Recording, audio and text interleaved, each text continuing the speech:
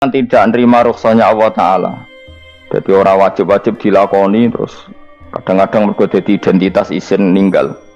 Kalau wong biasa puasa Senin Kamis saking terkenal puasa Senin Kamis sampai muka napa isin. Iku dosane kok Gunung Arafah. Wis hadis iki apa lho engko wis ra puasa Senin Kamis. Jadi ala kenapa ora puasa Senin Kamis nampa rukhsah pengiran niku ora nampa jeneng gak nglakoni. Karena mengkono iku ali ngatasi mamlal ismi yang disapa mislu jibali Arafah iku kaya gunung Arafah. Jadi pangeran yo aneh, aneh sing apik to. Jadi misale ana wong maca Quran kok yakin ra di sepuro iku dianggap ngenyek Quran. Wong wukuf ning Arafah kok nyangka dosane ra di sepuro dianggap ngenyek pangeran. Mana ana wong wali iku mergo ndablek. Dene wong ndablek ra wali iku goblok-gobloke wong. Jadi daftar wali lewat jalur napa? Debleng, tapi potongannya ya tetap wali, jenis serabakan. Jadi wali ini gampang. Jadi kok ada jadi wali, wis bejane wong. Enggak lah terang no, caranya jadi wali. Sing gampang-gampang, nak mau bar Ramadan tak delok wis masuk tau urung. Nah ora tak sidang nonggo. Ya, jadi kan ada jadi wali, usul ning pengadilan kudu dimenang no. Rawahu ngene hati sapa Imam Ahmad.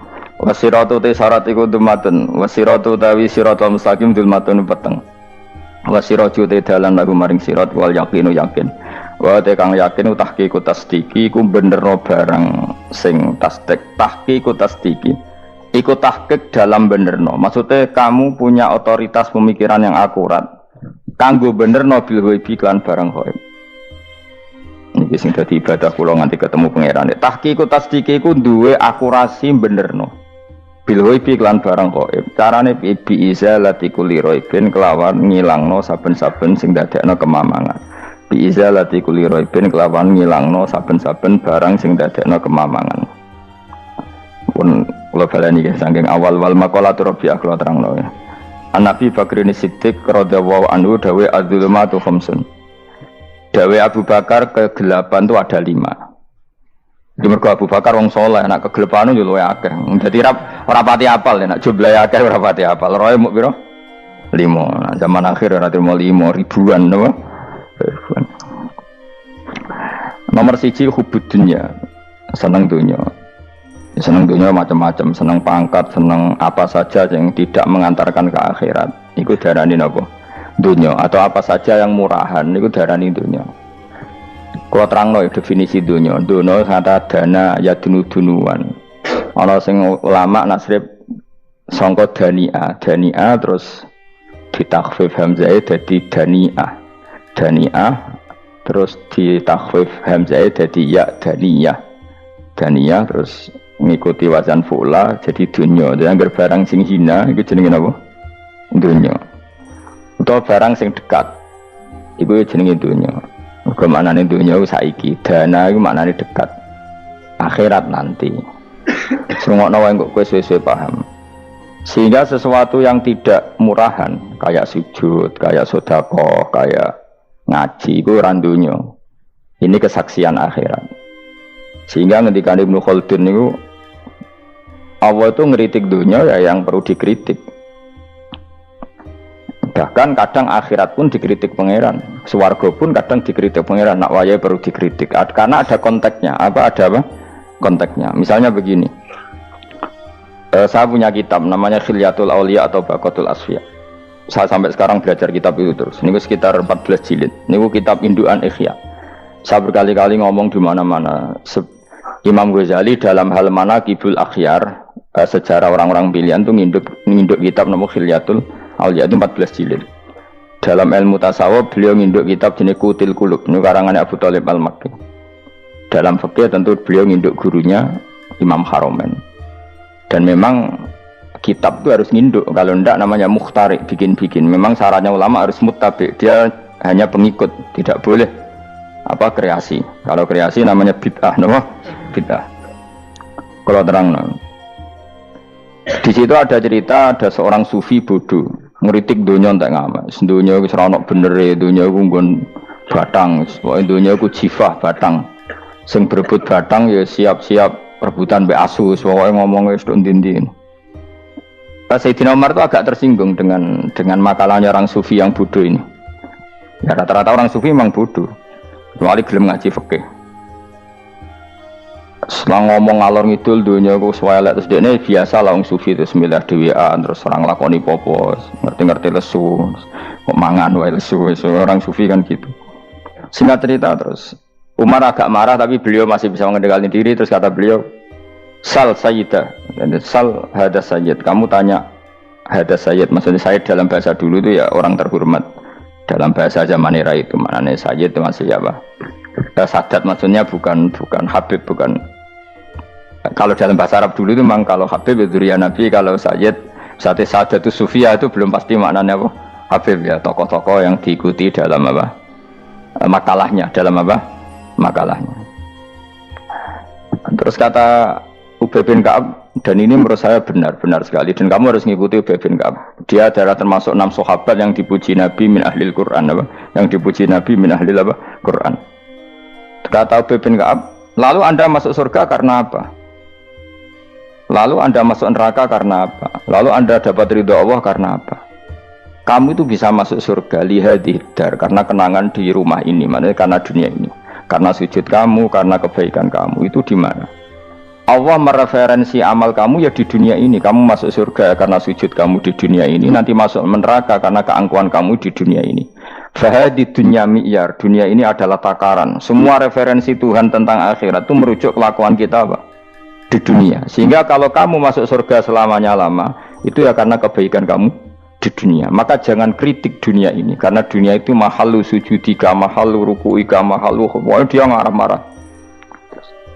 Sehingga semenjak itu kata Ibnu Khaldun, orang tahu dunia yang dikritik adalah dari madatul kalimah dani'ah, suatu yang murahan, apa?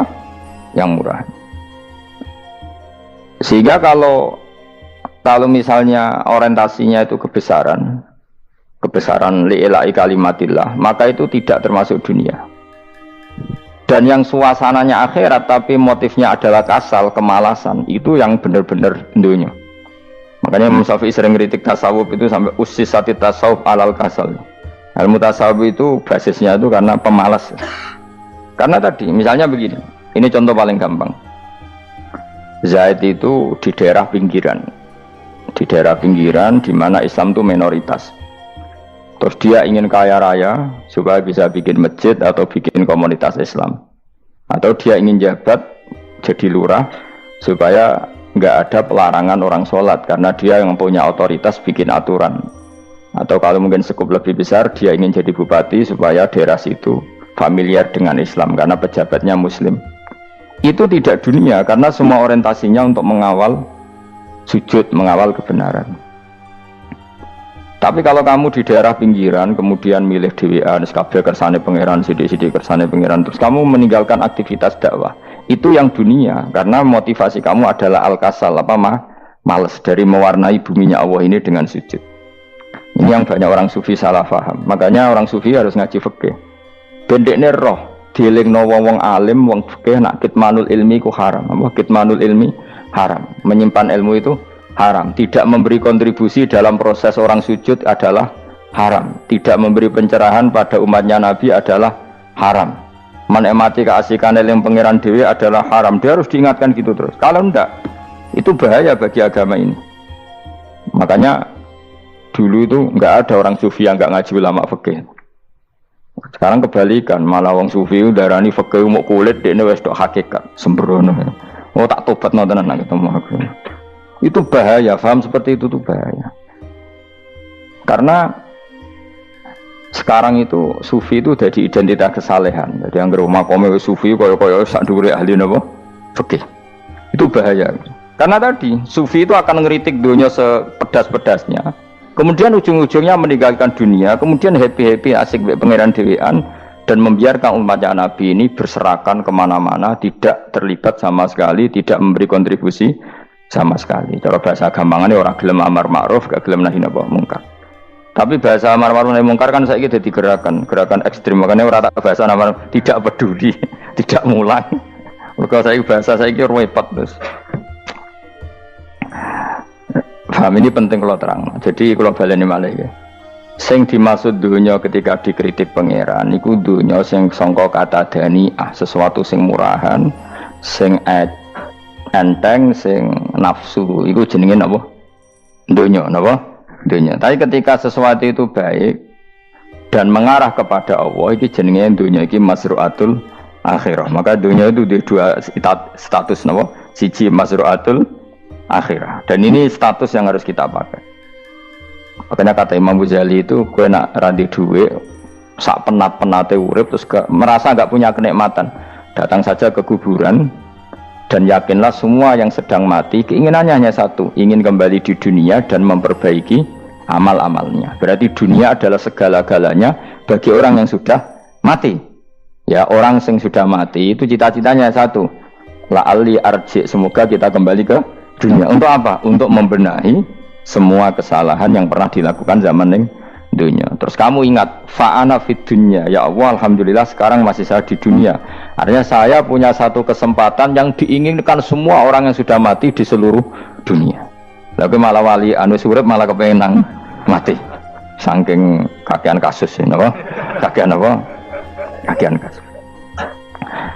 Makanya di sini sirinya para rasul, para nabi itu sering donga Allahumma tawil umrona, sehingga banyak orang soleh mendoa supaya panjang apa? Umur. Itu karena pas itu yang hadir adalah dunia dengan makna masru'atul akhirah. Tapi ada juga wali dan nabi kadang-kadang donga, ya Allah, jika sebaiknya saya mati, mati saja. Itu ketika tergambar dunia yang sudah murahan, yang sudah arogan, yang sudah tidak jelas. Maka dunia ini punya dua status sekaligus. Jika prospek bagi Anda untuk masru'atul akhirah, maka nikmati senikmat-nikmatnya. Tapi jika bagi Anda ini sudah menjadi ladang maksiat apa-apa, maka jadikan dunia ini tempat tobat. Karena akhirat itu nggak ada apa-apanya dibanding dunia. Jadi akhirat itu hanya mereferensi dunia, no? Mereferensi dunia. Ini penting kula aturno. Kadang-kadang sufi ku menyen goblok ora iso ngaji. Dia nganggep dunia sampai akhirat itu penting akhirat, tapi cara maknaninya salah. Lho kowe nganti ning akhirat mlebu swarga itu karena apa coba? Amal zaman di mana? Dunia. Berarti penting mana dunia sama akhirat? Penting dunia karena akhirat mau efek apa? Efek dunia ini yang pokok. Apa dunia ini yang pokok. Kalau Allah kan cara ngendikan tidak seperti itu. Allah cara ngendikan gini loh. Akhirat, maksudnya walal akhiratu khairul lakam nalula gini. Sesuatu yang berorientasi akhirat dan kemudian menjadikan kamu nyaman di akhirat itu khairul lakaminal ula, itu lebih baik ketimbang dunia. Ora kok kowe nak ning dunia nak sepemelek ning akhirat apik ora ngarang ngono, nak ning dunia melek ning akhirat luwih parah. Kayak melaratem cek ngene iki kan. Tapi kan cek iso ngopi, cek iso mangan tengkleng. Coba ning akhirat gak iso blas. Dunyel-unyel malaikat ngawur. Gayamu bareng melarat iso ning dunia lara lah, nak ning akhirat penak. Aku yakin ora luwih lara, tak jamin. Ngeraine kan ketara nak ngono. Keliru omongan aku ning dunia lara lah sementing ning akhirat penak itu ndak bisa. Kowe nyifati donya nggon lara iku serapati ridho mbek pangeran. Berarti kowe dikai iso ngopi ra syukur, dikai iso mangan ra syukur, anane nyifati donya lara. Berarti rapati ridho mbek pangeran. Malah dibles-blesno sebenarnya. Pemenang nak pengurus akhiratnya aku tak tekek. Cuma aku lho pengurus mbok ora sok ben. Tapi gak ada rencana daftar jadi panitia apa? Akhirat. Tapi kira rata syafaat dia ambiarno karena ini penting kalau terang no. Makanya Imam Syafi'i masyhur makalah beliau tentang fikih dan tasawuf itu. Nggih saya kutip ya, dan saya memang saya hafalkan terus makna teman. Faqihan wa sufiyan fakun laisa wahida fa inni wa haqqu wa iyyaka ansahu. Terus kata beliau mensifati orang fikih fa hadza qasin lam yazuk qalbuhu tuqa. Wa hadza jahulun kaifadul jahli yasluhu, itu masyhur. Di dunia ini identitas di dunia kita, dunia ulama itu hanya dua. Kalau enggak sufi ya faqih. Kamu jangan jadi salah satu. Faqih adalah orang sing qasin, itu qalbuhu qasin, hatinya itu keras, atine atos. Lam jadu qalbuhu tuqas, gak ditakwa blas. Wong faqih ora ditakwa blas, gak diempati blas. Tapi orang sufi itu wahada jauh ini malah geblek blas, malah parah meneh. Sing sitok atas atine sitok geblek dari Imam Syafi'i. Kena protes berarti Imam Syafi'i aja protes aku. Kenapa begitu? Misalnya gini orang fikih. Kalau bapak nyontohkan tuh gini. Orang fikih itu punya aturan. Misalnya kalau ruko tidak begini nggak sah. Sujud kalau nggak begini nggak sah. Sholat kalau tidak begini nggak sah. Oke, aturan itu baik. Tapi punya keangkuhan berpikir.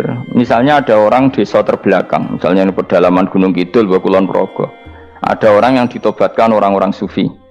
Orang sufi itu ya saya rodok goblok-goblok itu, misalnya nobatkan. Enak wae wong fakir melok nobatno tapi tahu-tahu bilang ini sholatnya nggak sah, rukuknya nggak sah, Fatihahnya nggak sah. Jare sing sufi, wah semane nobatno ora iso sholat apa ora disahno. Si sufi ya goblok pisan, ketika ngawal si ajudannya tadi sholat nggak dikawal. Sehingga banyak aliran di Jawa sholat ala kali Joko ya ono Fatihah mau meneng tok. Sitok sujud tok. Jadi ini sitok atas hati ini, orang gelem bina tapi muni rasa. Sitok goblok, orang tahu nerusno pembinaan. Akhirnya yang mandek ning satu kesalahan dan diwaris ya bergenerasi-generasi. Makanya kata Imam Syafi'i itu sitok goblok, sitok atas hati ini. Jadi kamu jangan jadi salah satu itu. Makanya kamu aman karena kamu tidak sufi ya tidak fakih. Makanya nggak masuk, nggak masuk yang dikritik Imam Syafi'i. Kamu sufi ya ndak, fakih ya ndak. Makanya kalau Imam Syafi'i ngeritik itu, tapi alhamdulillah saya ada dua-duanya. Ya ndak sufi, ndak fakih. Karena orang sufi itu kalau ditelusuri itu memang kesalahannya terlalu banyak.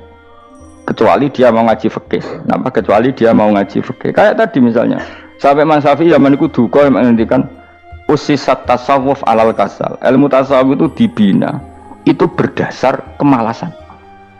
Saya punya teman sufi banyak. Saya ini kiai loh. Punya teman sufi banyak. Tekon nggon kula Gus donya rusak, sementing sakniki wis ngatah-ngatahno istighfar. Memangnya kita bisa diistighfari pangeran di sepuro pangeran ketika kamu orang alim ndak mulang? Memangnya kowe iso di sepuro pangeran ketika kowe sugih zakat? Memangnya kowe iso di sepuro pangeran wis kere ra nyapu masjid teko Jumatan, bareng rokoke diusep-usep ning pojok masjid bar mulai. Enak weh. Ana keran coplok is dibarno. Memangnya kamu bisa jadi orang miskin seperti itu kemudian dimaafkan Allah? Tidak bisa. Kamu harus terlibat dalam proses sholat. Wis kere ya urun gawe keran, misalnya orang ngono urun masjid ya nyapu-nyapu, sing sugih urun dhuwit, sing alim urun mulang. Kok enak? Dunya mbok anggap rusak terus kabeh dhewean. Menengi sampean ke dhewean neraka ora tak baturi ya ngono. Tidak bisa, sufi seperti itu tidak bisa, tuh kriminal. Malah Imam Syafi'i dalam satu makalah besok tasawuf, awan wis rondok ini. Saking ekstrimnya beliau. Nah, kenapa Imam Ghazali muji orang sufi? Kitab-kitab Risalah Qusyairah muji orang sufi itu sufi-sufi yang kayak kowe. Sufi-sufi yang belajar fikih, napa? Sufi-sufi yang masih mau belajar fikih. Kok enak?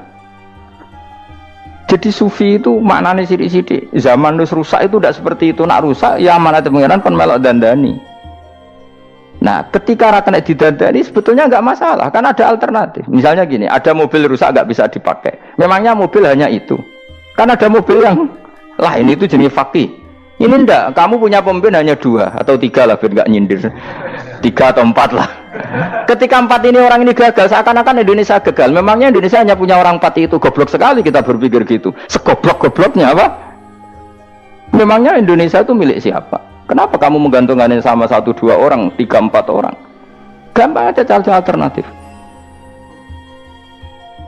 Terus, tapi kan harus lewat pemilu. Kau jangan ngenteni pemilu 5 tahun cepat. Mustafa Rohin jokno jadi calon presiden. Nah, kemudian jadi negara tahlil. Karena dek Devi ya, tapi ngomong ekonomi ya ora iso. Ngomong wisata ya haram, ngomong budaya haram. Ngomong badan usaha milik negara ya ora roh deh. Lamun langsung dibagi-bagi. Tapi kelirunya kita selalu begitu. Ketika kecewa sama pemimpin, seakan-akan dunia ini tergantung pemimpin itu. Mana ada dunia ini dipasarkan sama makhluk oleh Allah. Dunia ini milik Allah, nggak pernah dipasarkan makhluk. Bahkan kiai mati pun nggak ngefek pada agama.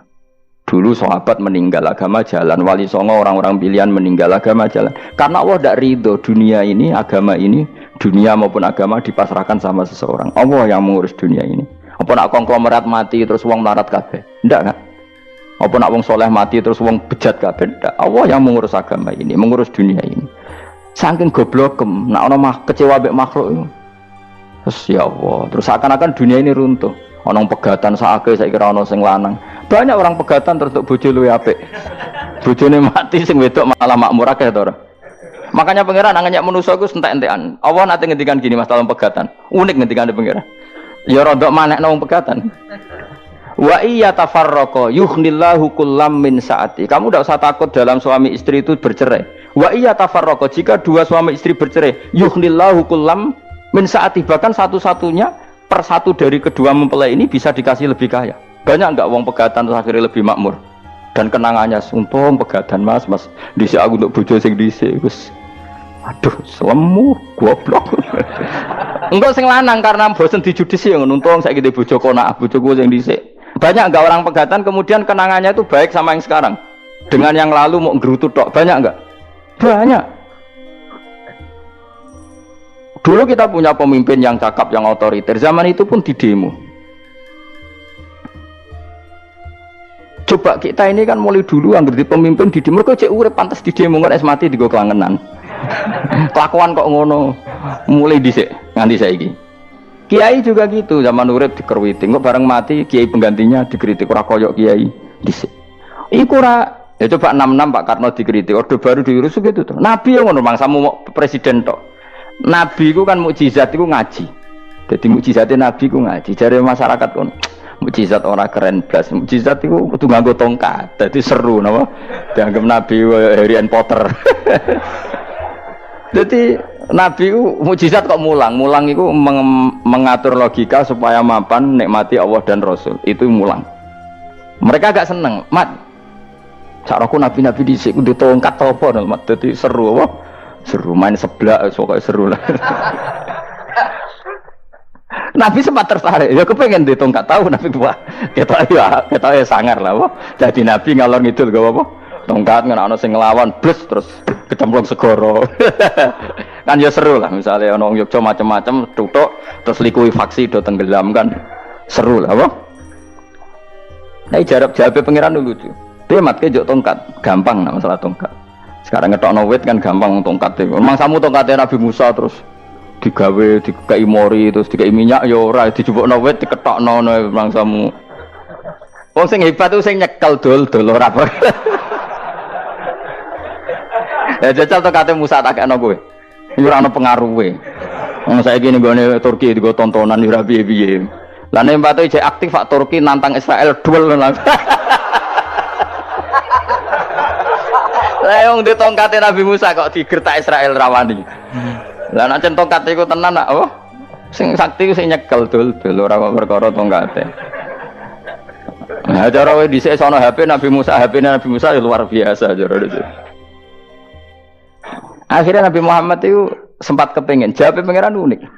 Awalam yakfuru bima utiya Musa min qabl. Matke kok gak eling apa zaman Musa nggo tongkat wong terus do iman.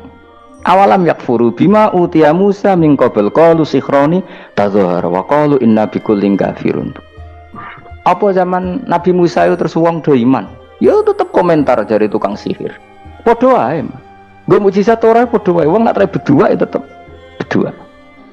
Zaman Pak Karno sing tukang ngeluh ya ngeluh, zaman Pak Harto tukang ngeluh ya ngeluh, zaman Mega sing tukang ngeluh sampai saiki sing tukang ngeluh ya wis kegiatan. Kiai yang ngono. Kadang ada kiai saiki misalnya Surabaya zaman Mbak Arwani, Mbak Zubair. Memangnya zaman Mbak Arwani wong Kudus ngaji kabeh. Mangsaku ya kelakuane wis ngono-ngono wae. Misale kula ya kadang ya wong komentar. Gus Bae ora koyo zaman Bandur Salim. Lah aku wis dididik bapak. Zaman Bandur Salim apa wong ya ngono. Engko bapak zaman Bandur Sam apa ngono sampai zaman Basunan Bunang misal. Ayo jajal. Masa wong Yogyo saiki ora koyo zaman Bali Maksum Mbah Munawir. Memangnya zaman iku wong ngaji kabeh. Yudak juga kan, sarohku kayak nak ngaji sing ngaji wong ngono-ngono iku pancet wong iku. Itu pengalaman. Mulane ketika Nabi Muhammad kemudian mujizat Nabi Musa jawab pangeran awalam yakfuru bima utiya Musa min qabl. Apa zaman Musa terus do iman mat. Padha wae nggo masuk go tongkat ngalor ngidul ya. Biasa wae mat. Gak usah mujizat-mujizatan mulang wis ngaten. Lho kula lho mau tawani pangeran mujizat kok sangkare Musa. Kula mboten purun. Ya perkara kok malah lucu. Nabi kalor ngidul go tongkat. Nabi Musa itu kate biasa kan, sing kodang ku wonge. Lah saiki ejek ning Turki. Nek kata tenan jek top Israel tuntas ya.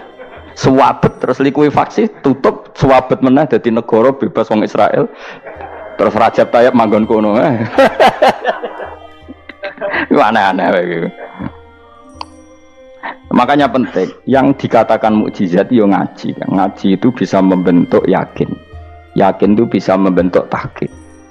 Nah caranya yakin gimana? Tak warai kan ben dadi wali. Wali sing jalur ilmu, jalur melarat wis kowe luwih iso lah. Wali ku jalur akeh. Alim ya iso dadi wali, zuhud dadi wali, melarat ya iso dadi wali. Syaratnya ridho ora kepengin sugih.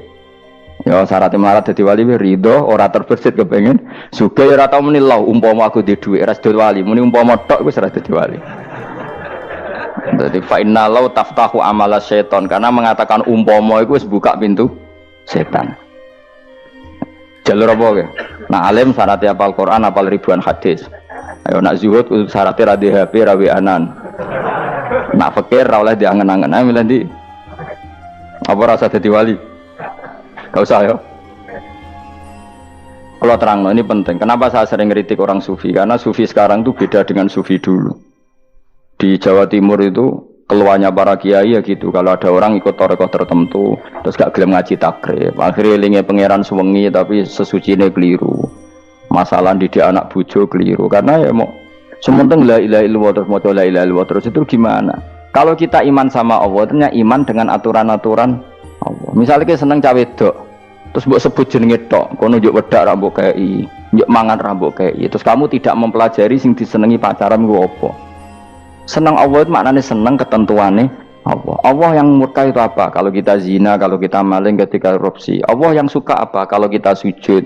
Lalu syaratnya sujud apa? Harus dalam keadaan suci dari hadas besar maupun hadas kecil dan tempatnya tidak ada najis. Bahkan harus gitu. Itu senang Allah. Senang Allah kok aman. Allah semengi terus pingsan, kesemper. Terus nak tepak harus darani wali. Nak darani wali ono salam template. Wah apa-apaanan. Mentor bapak kula saking kerase. Lah wong darani wali nek melete keren aku jare. Tak top aku jare. Lah kok saged, Pak. Paling zaman akhir darani wali dadi gula, wong salah templek ngekeki dhuwit. Tapi nak wong alim darani wali ku sing dadi pinter akeh. Coba jajal lah wis ayo. Nak ora percaya Ruhin maklumno nak saiki wali, nak ora dadi gula mbek dhuwit. Ayo saiki umumno nak Ruhin iku wali. Reaksi masyarakat kira-kira piye? Salam template terus nggak malam merek rokok Ruhin, misalnya rokok apa ya terus ditukokno. Tapi umat dapat apa? Tapi ketika orang terkenal alim, umat dapat banyak karena bisa ngaji, carane sesuci piye, carane zakat, piye yang wajib zakat apa saja, carane dekat. Tapi saya gak wali kalah be, apa wong alim kalah be wali. Kulo niki diceritani Gus, kulo nek wong alim Gus, jejer be wong terkenal wali, kulo harus salaman beda nih. Ya akhirnya melarat salam. Maksudnya salaman kok ono maknane ning Jawa Timur. Ora usah diterangno maknane opo. Wah kere. Wah kowe padha wae wong alim kok kasut to. Nek kok kasute perkara hasile iku. Iku ya sarap pisan padha wae. Sing kanca kula niku. Tapi sebenarnya kita harus jadi pelajaran. Kalau ingat Allah itu ingat aturan-aturannya Allah. Terus keling Allah suwengi terus piye? Allah bikin aturan, kamu sewengi ning masjid itu ketentuan fikihnya kayak apa? Kalau istri kamu sakit, anak kamu sakit, kamu wajib ngurmat anak bojo dan itu juga perintah Allah. Terus eling Allah dulu nggak ada zaman Nabi seperti itu. Nabi itikaf sewengi ning masjid besok pikir wiridan, ya mulang biasa. Wiridan sekadarnya, habis itu Nabi yang ngajar biasa. Siapa yang tanya tentang haid, siapa yang tanya tentang ghanimah, siapa yang tanya. Jadi yas'alunaka 'anil anfal. Ketika mereka iskal, lalu ghanimah cara bagi gimana ya Rasulullah? Dibagi wa'lamu annama ghanimtum min syai'in fa'alillahi khumusahu wal rasul 1/5. Ada yang tanya lagi, wa salunaka 'anil makhid. Istri saya cara ngakad tidak normal ya Rasulullah. Kadang-kadang over. Terus disebut itu istihadah apa? Itu ditanyakan. Ada yang kaya usul, ya Rasulullah duit kula kathah lalu tak kasihkan siapa? Ya salunaka madzayun fikun.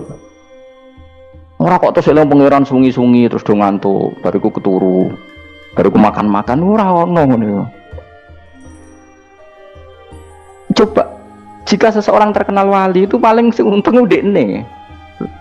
Ini bukan kritik kan, memang harus dikritik. Kritik aku enak, aku kualat, aku ra wali kok ngritik wali.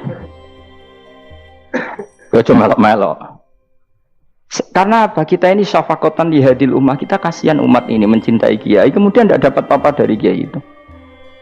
Caranya apa ya? Kita mulang. Makanya Rasulullah itu masyhur kan di sebuah hadis, sama cari di Muqaddimah Majmu', di Muqaddimah Ihya, hampir semua kitab ulama top itu menyertakan hadis ini. Nabi ke masjid, ada satu kelompok yang nangis-nangis dungo, ada sekelompok yang mulang fikih. Mulang itu ya, iki halal, iki haram, iki sholat begini nggak sah, ini pokoknya mulang aturan-aturannya pangeran. Nabi ngadeg. Kemudian Nabi bilang gini, kilakuma ala khairin, dua kelompok ini sama-sama baik. Tapi apa yang terjadi? Amma haula fayatuna waha, mereka adalah kelompok-kelompok yang minta sama Allah, insya'a ajaba wa insya'al la. Kalau Allah mengendaki ya disembadani, kalau enggak ya enggak. Tapi ini kelompok yang membicarakan hukum-hukumnya pangeran, pasti Allah ridho. Wa innama bu'istu mu'alliman, memang sing jenenge Nabi itu untuk mengumumkan halal haram, maka Nabi terus ikut yang kelompok belajar tadi. Karena yang dikatakan coba Nabi diutus jadi Nabi itu apa? Saya tanya, bikin aturan, caranya tawaf ke Ka'bah begini, dulu tawaf itu wudu, dulu tawaf itu bawa hubal lata, dulu tawaf itu dengan penuh kemusyrikan. Nabi datang, cong tawaf itu aturannya gini, enggak boleh ada yang berbau syirik. Caranya tawaf 7 kali, baca kalimat ini. Sa'i juga gitu. Dulu yang namanya sa'i itu setar megang berhala Isaf, nanti di Marwah megang Nailah, setarnya gitu, dari kesirikan ke kesirikan. Terus Nabi datang, nggak boleh megang Isaf dan Nailah, harus dibongkar. Dimulai dari labbaik Allahumma labbaik la syarikalah innal hamda wa ni'mata laka wal mulka la syarikalah. Itu Nabi. Sehingga saking ekstrimnya sahabat itu dulu nggak mau disuruh sa'i. Nggak ya Rasulullah, kita ada sa'i, tempat yang dulu kita syirik di situ. Karena kalau sofa setarnya pegang Isaf, nanti kalau di Marwah pegang Nailah, itu nama berhala. Terus Allah menurunkan inna sofa al-marwata min sya'airillah faman hajjal baita wa atamara fala junaha. Istilah pangeran fala junaha. Kalau kamu sudah Islam nggak apa-apa sa'i. Kenapa bilang nggak apa-apa? Karena dulu pernah sahabat merasa dosa, karena itu dulu basis kemusyrikan. Jadi ini penting saya utarakan. Lagi-lagi yang digerakkan Nabi adalah aturan main dalam hidup ini. Kenapa? Aturan main. Lho kula wingi pasanan wingi niku kula mucal napa sak bentar. Kula mucal Minhajut Thalibin karangan Imam Nawawi, kitab fikih. Mergo kula niku mangkel. Kadang wong alim terus darani wali. Nek darani wali ngono wong teko njuk pangestu. Kadang kurang ajar meneh wong ape kaji njuk ndongakno kaji mabrur. Luwih parah meneh. Nah kula tak wamuk tenan. Kowe nak langsung ndongakno wong iku kaji mabrur padha karo ana wong ra iso numpak sepeda motor. Iki kula badhe numpak sepeda motor, ndongakno slamet. Wong belajar ya ora kok njuk ndongakno selamat. Mesti ini aku takut sik carane numpak sepeda motor piye lagi njuk ndongakno selamat. Wong isi iso ora mesti selamat. Iki rong iso apa? Ya iki kula badhe numpak sepeda motor ndongakno selamat. Aneh gak pertanyaan seperti itu? Permintaan minta selamat ketika kamu tidak bisa naik motor itu aneh gak? Aneh. Kalau kamu mau haji, takut sik syarat rukunnya haji, baru minta didoain haji mabrur. Ini ndak, masyarakat tahu-tahu minta haji mabrur. Oh nak tonggo kula tak pisau itu. Untung ngomong Rembang rawat aku loh. Jadi ana sing wani. Agar mereka kaji, Gus kula badhe kaji supaya sah piye Gus. Tak ulang. Tak ulang tenan Gus. Selain tentu belajar di manasik. Paling tidak dengan fatwa seperti ini orang terbiasa nak tekone manasik ku dirungokno. Napa? Kadang ya ora tekone manasik ngantuk tok. Itu tidak bisa, harus diwarai. Misalnya tawaf dimulai dari Hajar Aswad dan usahakan menjauh dari Ka'bah 1 meter atau setengah meter. Karena kalau terlalu mepet Ka'bah, takutnya tadi nginjek pondasi Ka'bah. Jadi tidak ngitari Ka'bah tapi tawaf di atas Ka'bah. Kedua, kalau terlalu dekat, kiswah Ka'bah itu mulat tohah bitit. Kiswah Ka'bah itu penuh dengan minyak. Dan kalau terlalu dekat menyentuh, padahal orang ikhram itu nggak boleh nyentuh kiswah. Jadi harus diterangkan. Kok malah nggih kaji marungge kula terus donga nangis. Belum nangis servisnya akeh. Ini apa-apaan? Mau dibawa kemana agama ini? Kemudian sing juk donga sugih kiye nangis tenanan oleh nyangone luweh akeh. Nah cara bapak nangis wis ruwet teman. Wis ora nangis-nangis anak dadi kiai. Pokoke ulang nek ra gelem wis ben ngono. Tobat sing ngene tobat ya mareni utek ngene iki mareni. Coba contohkan analogi hal yang gampang. Ono wong ra iso numpak sepeda motor datang ke kamu minta didoakan selamat, aneh ndak? Urutannya ya belajar apa? Sesuk ono wong ra iso salat, ih dongakno salat kula niku makbulah. Makbulah mbahmu. Takbir ar-Fatihah ar ya kabeh itu ono urutane. Ya itu ulama. Jadi makanya Rasulullah hanya gabung sama yang mualliman, yang guru.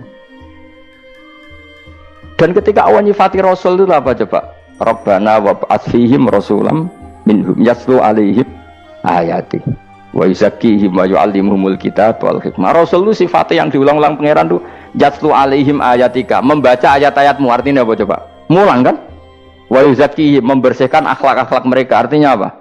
Mulang kan? Wa yu'allimuhumul kitab wal hikmah. Artinya apa? Mulang. Nabi itu disifati dalam satu ayat itu gayanya ada sampai 3 kali sifat, tapi maknanya mulang kabeh.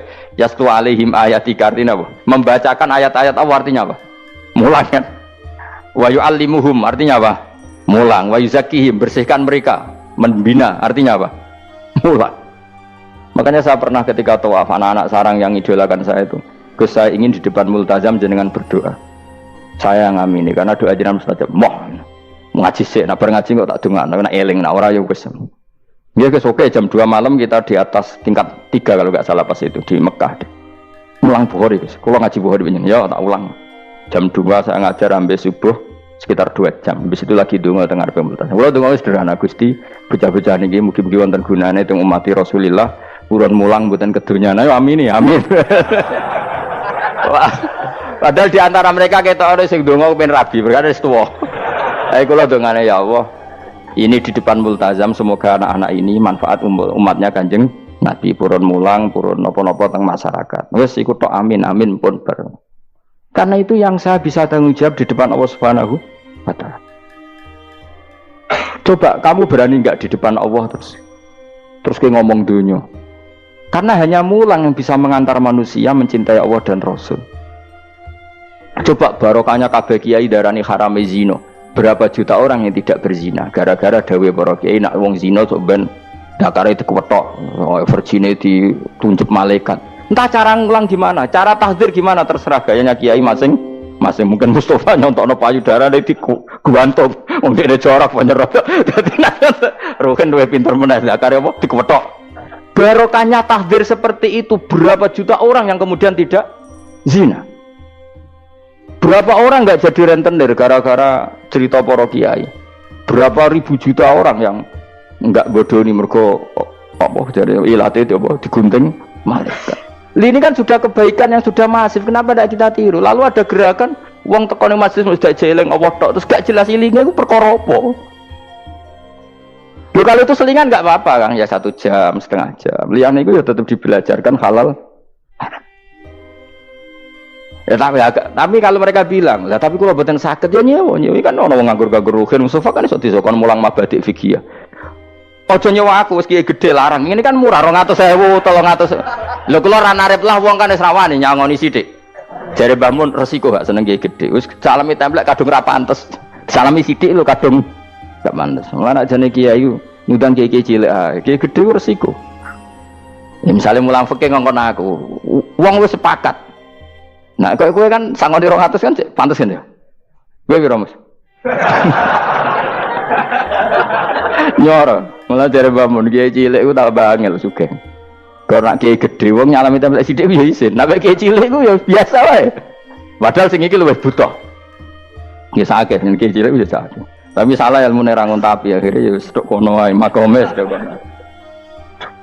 Ya saya ulang lagi ya. Makanya kritik kita pada sufi itu bukan karena kita benci orang sufi enggak, kecuali mereka mau belajar fikih.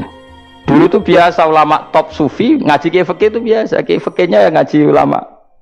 Dulu kan Imam Syafi'i sehebat itu kamu kira enggak ngaji tasawuf, ya ngaji ya biasa sama teman-temannya tasawuf kecil-kecilokan. Sama tak cerita, Imam Syafi'i itu punya teman dekat namanya Syaiban Ar-Ra'i. Itu nak kecil-kecilokan fikih lucu.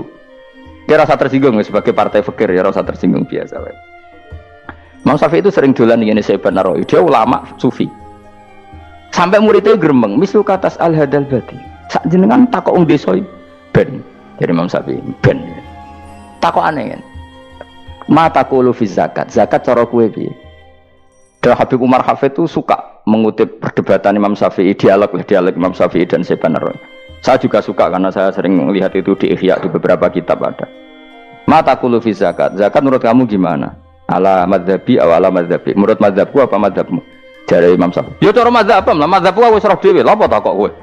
Ya rada cangkem elek tapi lucu, Dur. Nak cara aku ya zakat itu wajib kanggo sapa wae, cek kere, cek sugih ya kabeh wajib zakat. Lah terus aturane pangeran piye? Mosok wong kere wajib zakat. Ya apa melarat mesti dunyane halal. Ya iya sih, tapi yo mosok wajibna zakat. Ya jare tak kok.